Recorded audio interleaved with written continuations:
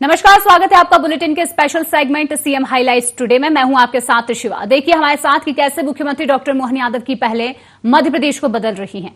Mohan moves, MP improves.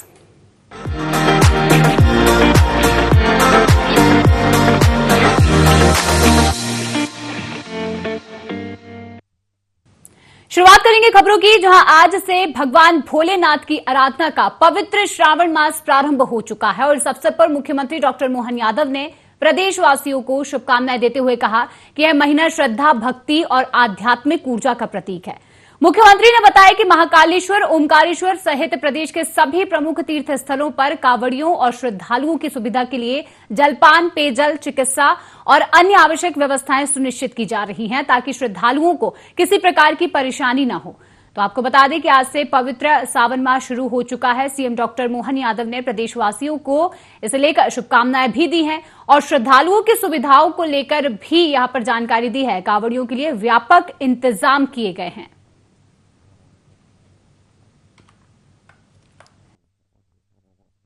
Shravan मास चालू हो रहा है। मेरी अपनी ओर से प्रदेशवासियों को, देशवासियों को, उज्जैन वासियों को सबको बहुत बहुत बधाई। निश्चित रूप से ये हमारे लिए बहुत पवित्र माह है, जिस महीने हम अपने बाबा भोलेनाथ की आराधना का पर्व मनाते हुए उनको पूरा महीना समर्पित करते हैं। ऐसे में मैं प्रदेश भर के सभी तीर्थ स्थानों पर प्रशासन के माध्यम से मैंने आह्वान किया है कि हर जगह हमारे यात्रियों को कोई कष्ट न हो, उनकी सुविधाओं का प्रॉपर ध्यान रखा जाए। जहां कांवड़ी आते जाते हैं वहां मार्ग में उनके लिए प्रबंधन करने के लिए यथायोग्य प्रकार से शासन और सरकार के साथ समाज भी बहुत सारे प्रकार की चिंता करता है। कांवड़ यात्रियों के लिए सब प्रकार की व्यवस्था करने के लिए जितना बन सके हम हर जगह प्रबंधन कर रहे हैं। खासकर ओमकारेश्वर और महाकालेश्वर में बड़ी संख्या में कांवड़ यात्री आते हैं। ऐसे में उनके आने जाने के मार्ग पर भी सभी प्रकार के प्रबंधन करने के निर्देश अपनी सरकार ने जारी किए। इसी के साथ ओमकारेश्वर के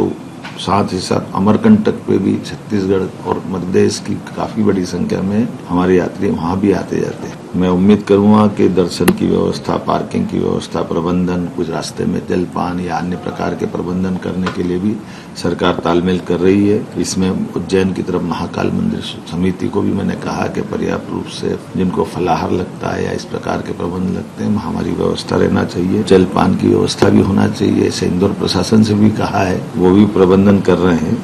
मैं अपने सभी श्रद्धालुओं से अपील करना चाहूंगा कि बारिश का समय है, इसलिए आवश्यक कपड़े भी लेकर के आए, आवश्यक सावधानी लेकर भी आए और छोटे बच्चों का विशेष ध्यान रखें। हम प्रबंधन तो सारा कर रहे हैं, लेकिन बड़ी संख्या में आने के कारण से कुछ चीजों में हम और आवश्यक सावधानी की अपेक्षा भी हमारे सभी धर्मालु श्रद्धालु से कर रहे हैं। और जैसा आप जानते हैं कि श्रावण भादो के महीने, ये 2 महीने अद्भुत होते हैं। ऐसे में हमारी सभी प्रकार की सवारियां निकलने लग जाती है। ऐसे में बाबा महाकाल की सवारी भी 3 अगस्त लगा करके ये सितंबर तक जाने वाली है। और ऐसे अलग अलग स्थान पे अलग अलग प्रकार की देवस्थान की सवारियों के लिए भी हमने जो जैसे ओमकारेश्वर, महाकालेश्वर, पशुपतिनाथ, ऐसे देवस्थानों पर जहां शासन की व्यवस्थाओं के बलबूते पर हमारे पुलिस बैंड और बाकी प्रबंधन की हमने व्यवस्था की है। मैं उम्मीद करूंगा कि उत्साह के साथ इन सारी चीजों में हम समन्वय भी प्रशासन के साथ सभी लोग करें। उम्मीद करेंगे आप सब समझदार हैं, इन सबका ध्यान रखेंगे। मेरी अपनी ओर से पुनः आप सबको बहुत बधाई। मध्य प्रदेश के मुख्यमंत्री डॉक्टर मोहन यादव ने कहा कि हमारी सरकार प्रदेश में निवेश को बढ़ावा देने के लिए निरंतर काम कर रही है और युवाओं को अधिक से अधिक रोजगार के अवसर उपलब्ध कराने और राज्य की समृद्धि सुनिश्चित करने और समाज के प्रत्येक वर्ग के उत्थान के संकल्प के साथ हम आगे बढ़ रहे हैं। इंदौर, भोपाल, ग्वालियर और जबलपुर सहित प्रदेश के सभी प्रमुख शहरों में विकास कार्य अब तेजी से संचालित हो रहे हैं और इसी क्रम में आज ग्वालियर को एक बड़ी सौगात भी मिलने जा रही है। टेलीकॉम सेक्टर में निवेश को बढ़ावा देने के उद्देश्य से दिल्ली में भारत सरकार और मध्य प्रदेश सरकार के बीच एक महत्वपूर्ण एमओयू पर हस्ताक्षर हुआ। इससे प्रदेश में निवेश को नई गति मिली और बड़ी संख्या में युवाओं के लिए रोजगार के अवसर भी अब आगे सृजित होंगे। इसके साथ ही दतिया में लगभग 11,500 करोड़ के निवेश से डिफेंस इंडस्ट्री स्थापित होने जा रही है और यह परियोजना क्षेत्र के औद्योगिक विकास को नई दिशा देगी और स्थानीय स्तर पर रोजगार और आर्थिक गतिविधियों को भी बढ़ावा मिलेगा। हमारी सरकार निवेश के क्षेत्र में लगातार काम कर रही है। युवाओं को रोजगार दिलाने के लिए, राज्य की समृद्धि के लिए, सभी वर्गों के लिए और समूचे प्रदेश की चिंता कर रही है। हर सेक्टर में हमारे चारों महानगर इंदौर, उज्जैन, भोपाल, ग्वालियर, जबलपुर, ऐसे में आज ग्वालियर को बड़ी सौगात मिलने वाली है।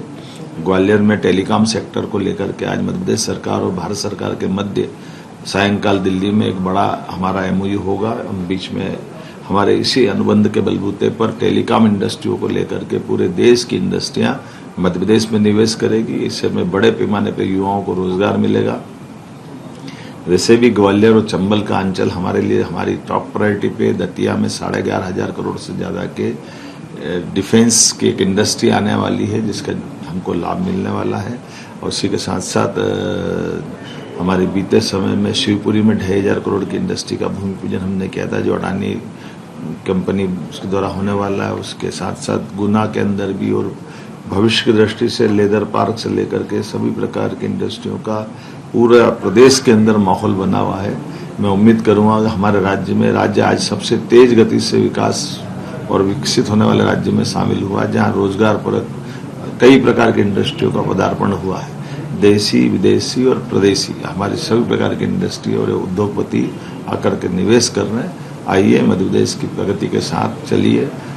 देश के अंदर माननीय मोदी जी का अपनी केंद्र सरकार के माध्यम से दुनिया के अंदर नंबर 1 का स्थान बना है। मध्य प्रदेश भी कदम से कदम मिला करके उस दिशा में बढ़ने के लिए तैयार है। मेरी अपनी ओर से आप सबको बधाई। मुख्यमंत्री डॉक्टर मोहन यादव ने बुरहानपुर में आयोजित बलराम कृषि महोत्सव को वर्चुअली संबोधित किया और कहा कि खेती केवल किसान के परिवार का आधार नहीं, बल्कि इससे उद्योगों को कच्चा माल और युवाओं को रोजगार के अवसर भी मिलते हैं। उन्होंने किसानों से प्राकृतिक जैविक खेती और नई तकनीकों को अपनाकर आय बढ़ाने का आह्वान किया। वहीं मुख्यमंत्री ने कहा कि कृषक कल्याण वर्ष के तहत किसानों को समृद्धि और सम्मान के लिए 16 विभागों के सहयोग से योजनाएं संचालित की जा रही हैं। इस दौरान उन्होंने केला फसल नुकसान से प्रभावित किसानों के खातों में सिंगल क्लिक से मुआवजा राशि ट्रांसफर की। उन्होंने बुरहानपुर की कृषि और औद्यानिक उपलब्धियों का उल्लेख करते हुए कहा कि केला उत्पाद अब देश विदेश में पहचान बना रहा है। वहीं कपास सिंचाई और प्रसंस्करण क्षेत्र को बढ़ावा देकर जिले को कृषि वैल्यू एडिशन हब बनाने की दिशा में काम किया जा रहा है। बुरहानपुर में बलराम कृषि महोत्सव के इस आयोजन में आज का दिन सौभाग्य का दिन है। ताप्ती मैया के आशीर्वाद से मैं बुरहानपुर की इस धरती पर हमारे सभी मेहनती किसान भाई बहनों के लिए अपनी ओर से बधाई देता हूं, शुभकामना देता हूं।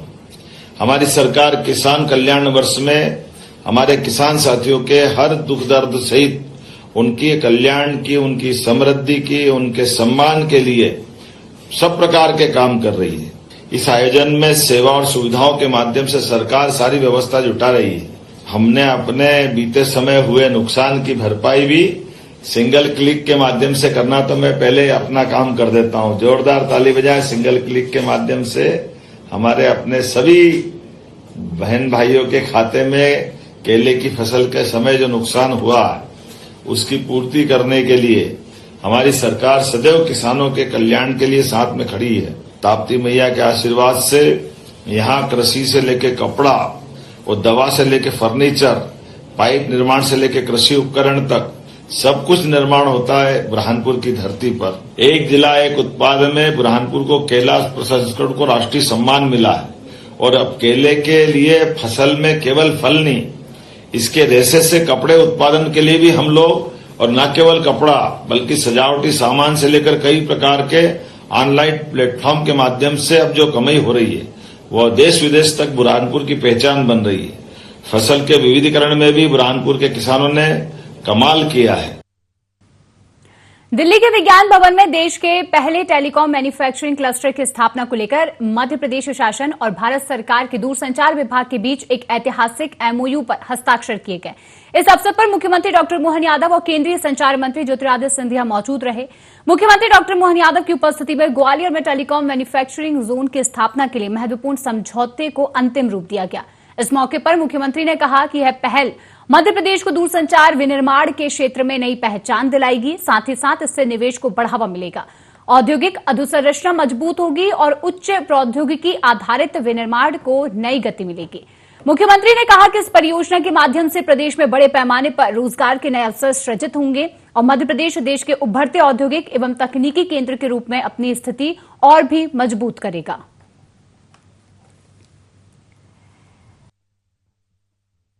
मध्य प्रदेश सरकार और केंद्रीय दूरसंचार विभाग के बीच देश के पहले इस एमओयू के माध्यम से मध्य प्रदेश की धरती पर बने संचार उपकरण अब पूरे देश को उपलब्ध होंगे और मेक इन मध्य प्रदेश प्रधानमंत्री जी के फेथ इन मध्य प्रदेश का उत्कृष्ट उदाहरण बनेंगे। ग्वालियर की बात कर रहा हूं तो मध्य प्रदेश के साथ आपका और मेरा जिस प्रकार से ग्वालियर के अंदर ये नया निर्णय आ रहा है, सिंधिया घराने के जमाने से ग्वालियर हमारे देश के एक अलग प्रकार की गौरवशाली अतीत को अपने हृदय में समेटे हुए, ऐसे में दिल्ली के पास एक नया मुकाम वास्तव में सच में बहुत लंबी छलांग लगाने जैसा होगा। आज Bharat digital infrastructure, electronics, technology ऐसे कई क्षेत्रों में कीर्तिमान बना रहा है। ऐसे में एमओयू हमारे टेलीकॉम उपकरण निर्माण, अनुसंधान, नवाचार, वैश्विक सप्लाई चेन की बनने की दिशा में बहुत महत्वपूर्ण पहल होगी। माननीय प्रधानमंत्री जी के माध्यम से हमने कई प्रकार से देश और भारत को बढ़ते देखा है। साथ ही आज के समय में टेलीकॉम डिजिटल अर्थव्यवस्था के आधार पर स्मार्ट विनिर्माण, आर्टिफिशियल इंटेलिजेंस, इंडस्ट्री ऐसे कई सारे क्षेत्र में खासकर रक्षा, स्वास्थ्य, शिक्षा और सुशासन की आधारशिला बन चुके हैं। 5G, 6G, optical fibre, networking, hardware, cyber सुरक्षा, internet of things, artificial intelligence आधारित संचार तकनीकी को और सबका ध्यान आकर्षित हो रहा है। ऐसे में मध्य प्रदेश को टेलीकॉम मैन्युफैक्चरिंग जोन की सौगात मिलना ये सोने पे सुहागा जैसा है। मैं पुनः बधाई देना चाहूंगा आप सबके माध्यम से। इस मंच पर टेलीकॉम और इलेक्ट्रॉनिक सेक्टर के प्रतिनिधि, निवेशक भी मौजूद है। मैं मध्य प्रदेश में बनने वाले इस देश के पहले टेलीकॉम मैन्युफैक्चरिंग जोन में निवेश के लिए आपको आमंत्रित करता हूं और आश्वस्त करता हूं कि भारत सरकार के माध्यम से हमारी सरकार ने जो एमओयू किया है, जो देश में नहीं मिलेगा वो मध्य प्रदेश में मिलेगा, ये मैं पक्का आश्वासन देना चाहता हूं। और खबरों में वक्त है ब्रेक का, जल्द लौटेंगे ब्रेक के बाद।